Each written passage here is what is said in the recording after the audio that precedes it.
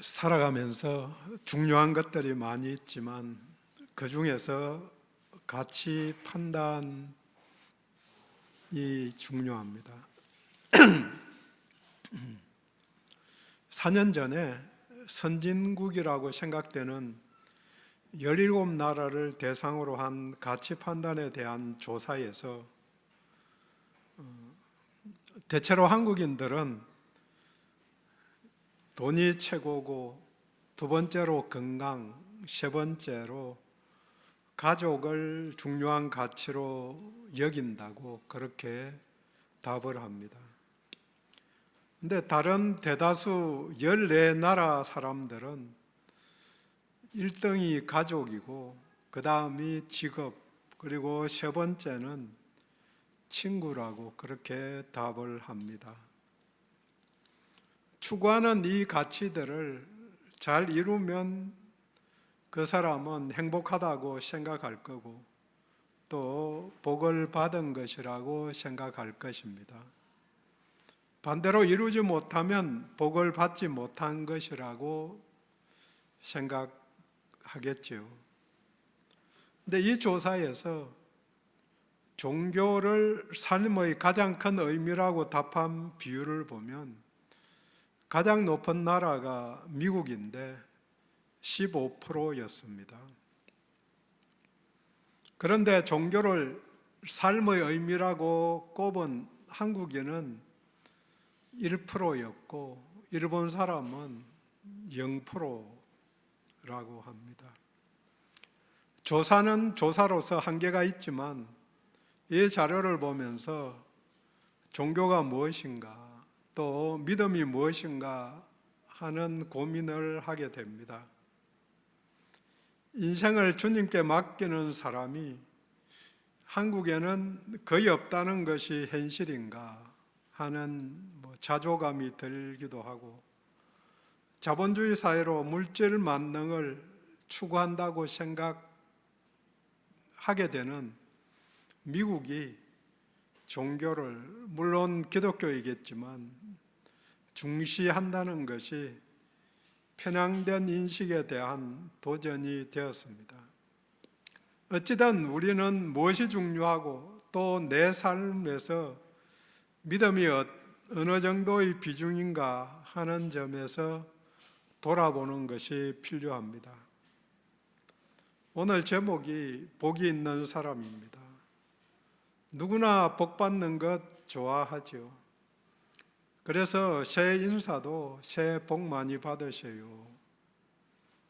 며칠 전이 정월 대보름날 이렇게 이야기하는데, 여러 가지 풍습이 있지만 그 중에 하나가 이전에는 보름날 이른 새벽에 복조리 장사가 돌아다니면서 복조리를 팔았습니다.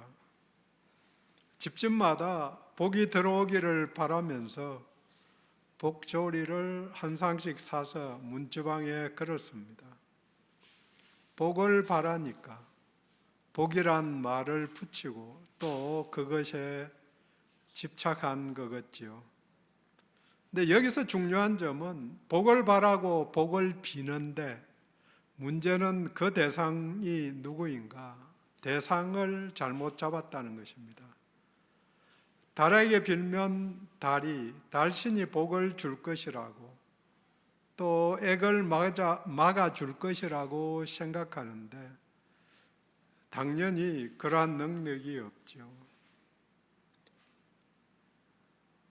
우리들에게는 세상 사람 모두 다 마찬가지지만 복은, 또 복과 그 반대인 화도 하나님께 달려 있습니다.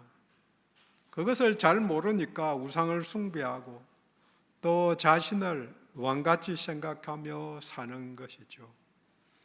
하나님이 사람들을 창조하시고 창세기 1장 28절에 약속하십니다. 하나님이 그들에게 복을 주시며 하나님이 그들에게 이르시되 생육하고 번성하여 땅에 충만하라. 하나님이 사람들 아담과 하와에게 복을 주신 거죠. 또 그렇게 약속하신 거죠.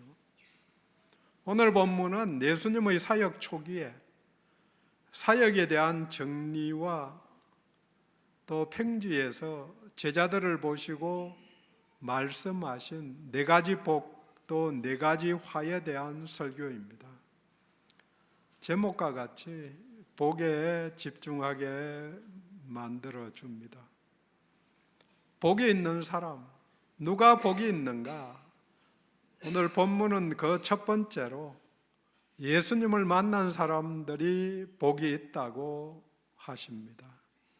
예수를 만나면 회복과 구원의 기회가 주어졌기 때문에 복입니다. 오늘 본문 바로 앞 이야기가 기도하러 산에 가셔서 밤새 기도하시고 제자들을 불러서 그 중에 12를 따로 세워서 사도라 부르십니다. 그리고 17절 평지로 내려오셔서 서시니 사도들뿐 아니라 제자들의 무리 그리고 유대 땅뿐 아니라 예루살렘 또 이방 땅인 두로와 시돈의 해안 지역에서 온 많은 백성들이 함께 하였습니다. 그들이 모인 것은 말씀도 듣고 병도 고침을 받기 위해서입니다. 그 구체적인 사역이 18절과 19절입니다. 귀신 들린 사람이 고침을 받았고 그래서 모든 사람들이 예수를 만지려고 힘썼는데 이는 능력이 예수께로부터 나와서 모든 사람들을 낫게 하였기 때문입니다. 질병이 치유되고 귀신이 추방되고 나가는 그런 역사가 일어나니까 또 복음을 전하니까 많은 사람들이 모였습니다. 예수님이 선지자로서 사역을 감당하신 것입니다. 많은 사람들이 모였는데 병자는 병이 나은 것만 해도 복된 일입니다. 귀한 복음을 들은 것만 하여도 귀한 일입니다. 하지만 제자가 되지 않으면, 말씀을 듣고 또 말씀대로 살지 않으면 그 주어진 복은 일시적인 복일 따름입니다. 선교사로 순교자인 짐 엘리엇이 말한 대로 영원한 것을 위해 영원하지 않은 것을 버리는 자는 결코 어리석은 자가 아닙니다. 복음도 치유도 살림을 받은 것도 방법이고 도구일 따름입니다. 바로 제자 삼기 위해서 제자로 헌신하고 하나님 나라를 소유하지 못하면 아무리 소원하던 병이 낫고 바라던 재물을 모으고 자녀들이 잘 되고 다 일시적인 거죠. 이전 말로 3대 부자가 드물다. 병들었다가 죽는 사람도 있지만 치유되는 사람도 있고, 하지만 죽을 때까지 병들지 않고 건강하게 그냥 잘 사는 사람들이 별로 거의 없지요. 그 시절의 유대인들도 복이라는 단어를 떠올릴 때 지금 우리들과 같이 물질적이고 육체적인 이미지를 떠올렸을 것입니다. 장수하는 것, 성경에도 장수가 복으로 나와 있죠. 부귀, 번성하는 것, 전쟁에서 승리하는 것, 이것이 하나님이 그의 백성을 훈련시키고 가르친 율법에 나오는 복입니다. 이는 그들이 구약 백성들의 믿음이 어린아이 수준이었기 때문에 그게 맞는, 아이들의 눈에 보이는 물질적인 상과 벌을 통해서 교육을 해야 했기 때문에. 하지만 예수님이 오시고 어린 시절이 끝났기 때문에 하나님 나라에 대한 이해가 성숙해진 것이죠. 그래서 복과 화에 대한 기준, 내용이 달라진 것입니다. 예수를 만나고 믿음으로 구원받은 사람이 영생의 복이 있는 사람입니다.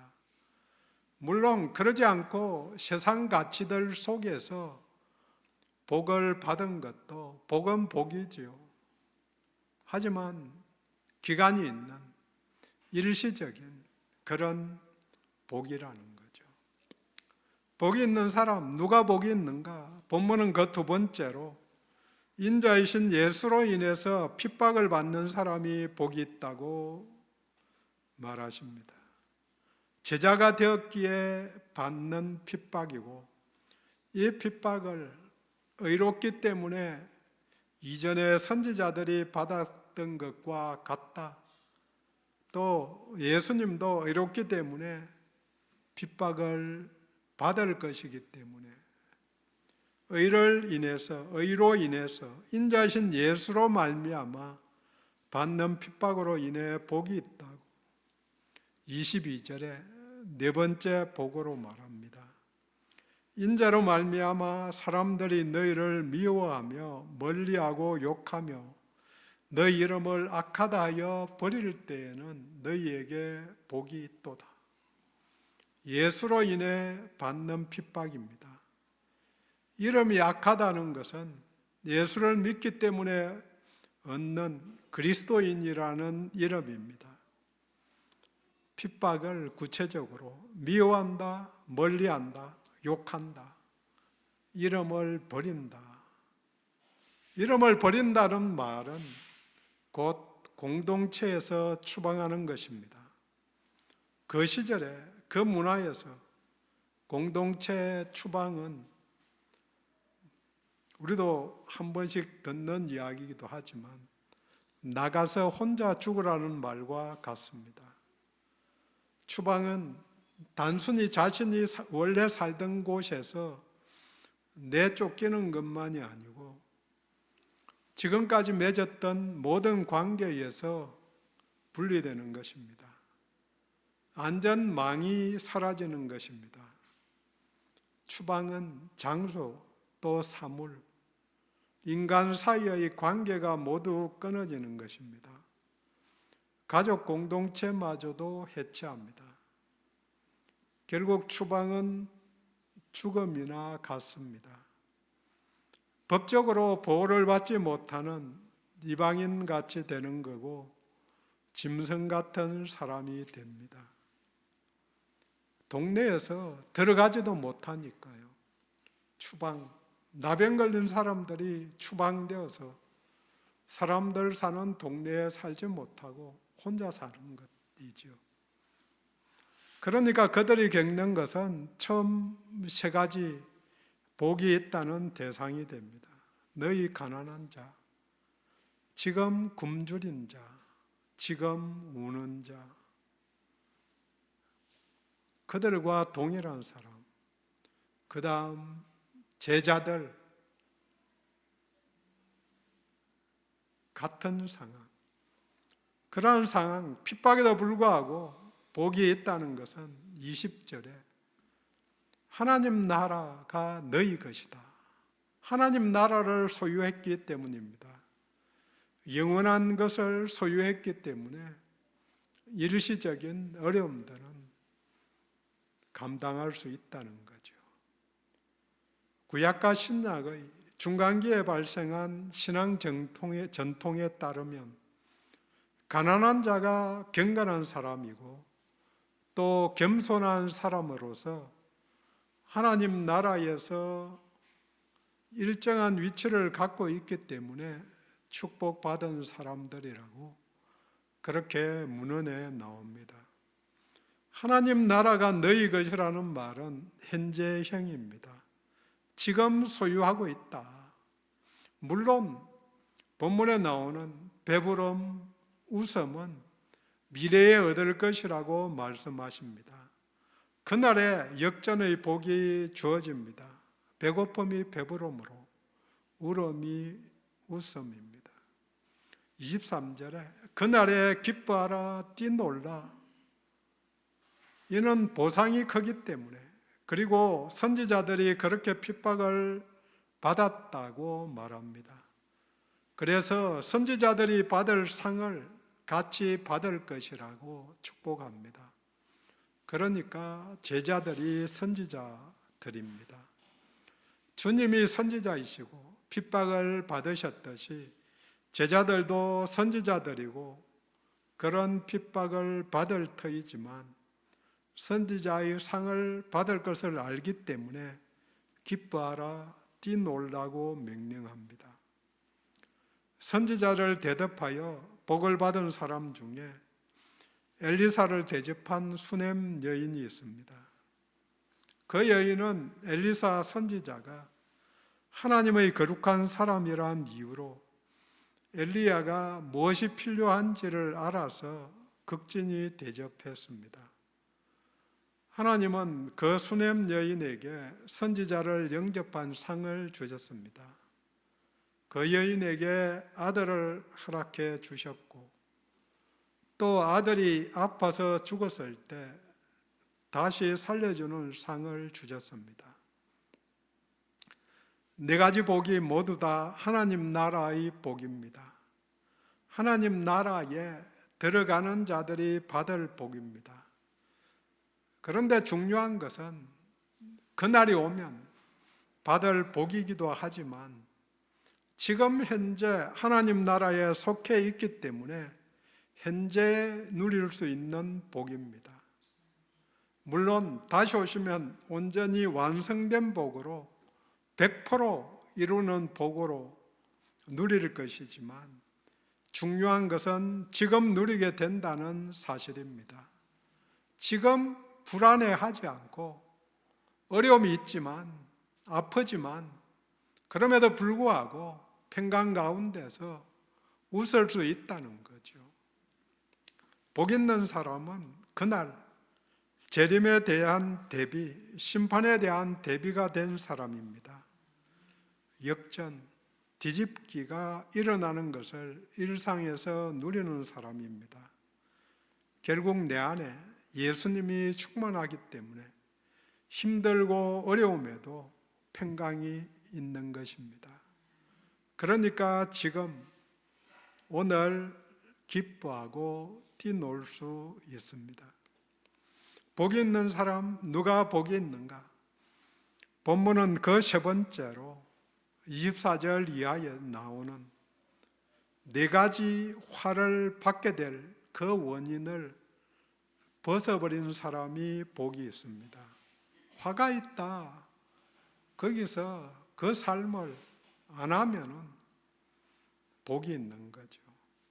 부유한 자, 지금 배부르고 지금 웃으며 모든 사람이 칭찬하는 사람이 그 대상이라고 이야기합니다. 이 네 가지 화를 받게 되는 사람은 현재에 매몰되어서 현재 세상 것을 추구하는 사람들을 말합니다. 화가 임하는 그 대상자들은 복이 있는 사람들과 완전히 반대되는 사람들입니다. 화 있을진저 너희 부유한 자여, 화 있을진저 너희 지금 배부른 자여, 화 있을진저 너희 지금 웃는 자여. 마지막 모든 사람이 너희를 칭찬하면 화가 있도다. 당연히 물질적이나 심적으로, 환경적으로 부자여서 잘 먹고 잘 웃는 사람, 칭찬받는 사람만을 말하는 게 결코 아닙니다. 만약 그렇다면 우리 중에 화가 임하지 않을 사람이 거의 없을 것입니다. 여기서 부유한 자는 가난한 자와 대비해서 가난한 자가 겸손한 자라면 부유한 자는 교만한 자를 말합니다. 결국 자기의 의로 사는 사람입니다. 현재의 세상 가치를 제일로 추구하면서 사는 사람들입니다. 그날에 대한 대비가 전혀 없는 사람, 영원을 바라지 않는 사람들입니다. 이들은 그날 주님 다시 오시는 그날에 그 상황이 역전될 것입니다. 위로를 이미 받았다. 그러니 더 이상 위로가 없고 가난하게 될 것입니다. 너희가 굶주리리라. 너희가 애통하여 울리라. 네 번째 것이 중요한데요. 모든 사람이 너희를 칭찬하면 화가 있다. 이것은 그들의 조상들이 거짓 선지자들에게 이와 같이 하였느니라. 예레미야를 기억하게 합니다. 예레미야는 유다가 망할 때에 3차로 포로로 잡혔다가 풀려난 상황인데요. 1차와 2차로 포로로 잡혀간 사람들의 포로 생활이 길어질 것이다. 70년 갈 거다. 그렇게 예언을 합니다. 그렇지만 거짓 선지자였던 하나냐는 하나님이 바벨론 왕의 멍에를 꺾으셨다. 성전의 모든 기구가 2년 안에 돌아올 거다. 성전에 있던 모든 기구들이 다 빼앗겼거든요. 또 모든 포로도 다시 돌아올 것이라고 예언을 합니다. 당연히 그의 말에 백성들이 환호했고 가족들이 포로로 잡혀갔으니까 돌아온다니까 2년 안에 돌아온다니까 얼마나 기뻤겠어요. 그래서 그 일을 기도했습니다. 하지만 하나님의 징계로 거짓 선지자인 하나냐는 바로 죽고 그 하나냐가 예언했던 2년 안에 돌아오기는커녕 몇 년이 더 지나서 한 번 더 망하게 되는 거죠. 다 잡혀가고 모든 사람이 칭찬하고 즐거워하는 말, 귀에 듣기 좋은 말은 거짓 말이기 쉽습니다. 사기꾼의 말을 들으면 금방 부자 될 것 같다는 생각이 들 수 있습니다. 제가 아는 내용도 55만 원 내면은 하루에 17,000원씩 준다. 그 생각해 보면 한 달만 맡겨 놓으면 본전하잖아요. 그러면 안 맡기고 싶어요? 금방 부자가 될 것 같지만 그런 거 없는 거죠. 제가 한 번씩 주변 사람들에게 하는 게 나한테까지 그런 혜택이 돌아온다는 것은 거짓말일 확률이 높다. 그렇게 좋은 일이면 자기들이 먼저 다 하고 다 가졌지. 소식 늦은 나까지 그런 소식이 전해진다고. 그 반대로 논어에 양약은 입에 써도 병에 이롭고 충성스러운 말은 귀에 거슬려도 행하는 데 이롭다.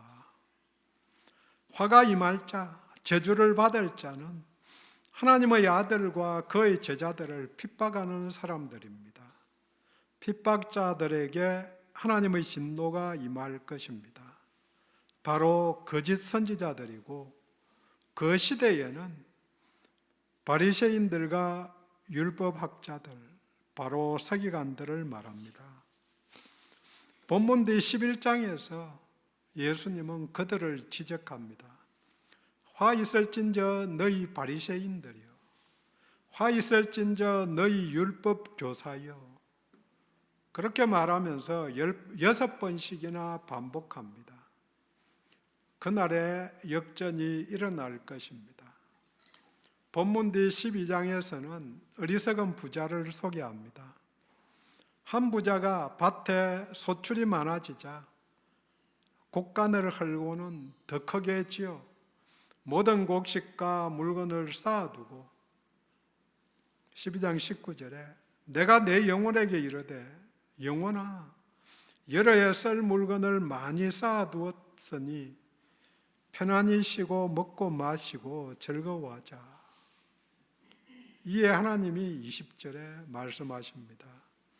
어리석은 자여, 오늘 밤에 내 영혼을 도로 찾으리니 그러면 내 준비한 것이 누구의 것이 되겠느냐. 엄밀히 말하면 부자의 이 마음, 탐심이 제약된 것이라고 말하기 어렵지요. 일반적인 세상의 사고방식으로 보자면 하나도 문제 삼을 것이 없습니다. 하지만 예수님이 무엇을 지적하셨을까요? 성경에서 말하는 어리석은 자는 성경에서 말하는 무지한 자, 지혜 없는 자, 미련한 자가 누군가? 시편 14편 1절, 53편 1절에 반복해서 말합니다. 어리석은 자는 그 마음에 이르기를 하나님이 없다 하는도다. 성경에서 말하는 어리석은 자는 하나님이 없다고 생각하고 살아가는 사람입니다. 이 사람들이 교만한 사람들입니다. 그들은 지금 부자고 배부른 자이고 즐거워하는 자입니다. 사람들이 다 좋은 말로 그 사람들을 대할 것입니다. 하지만 하나님께 쌓은 것이 전혀 없기 때문에 결산의 그날이 오면 역전될 것입니다. 이 역전의 이야기는 우리가 잘 아는 16장에 나오는 거지 나사로와 한 부자의 이야기에서 전달하고자 하는 교훈입니다. 거지와 부자. 하지만 죽은 다음에 거지 나사로는 아브라함의 품속에서 위로를 받고 부자는 음부에서 고통을 받는 이야기입니다. 역전. 복이 있는 사람은 화가 있는 일을 하지 않는 사람, 삼가하여 말과 행동을 조심하는 사람입니다. 정리합니다. 복이 있는 사람이 있고 화가 임할 사람이 있습니다. 심판의 그날 이루어질 일이기도 하지만 이 땅에 살면서도 하나님 나라를 누릴 수 있습니다. 내가 누리는 하나님 나라를 세상 사람들은 보고 아는 거죠. 내 얼굴이 매번 볼 때마다 찡그리고 사는데 그 사람들이 예수 믿을 마음이 생기겠어요? 내가 기뻐 뛰면은 그 사람들은 미쳤나 그러면서도 볼 것입니다. 무엇이 저렇게 기뻐 뛰게 만드는가?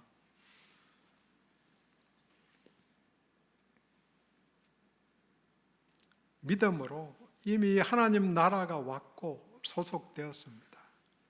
예수를 만난 사람이 복이 있습니다.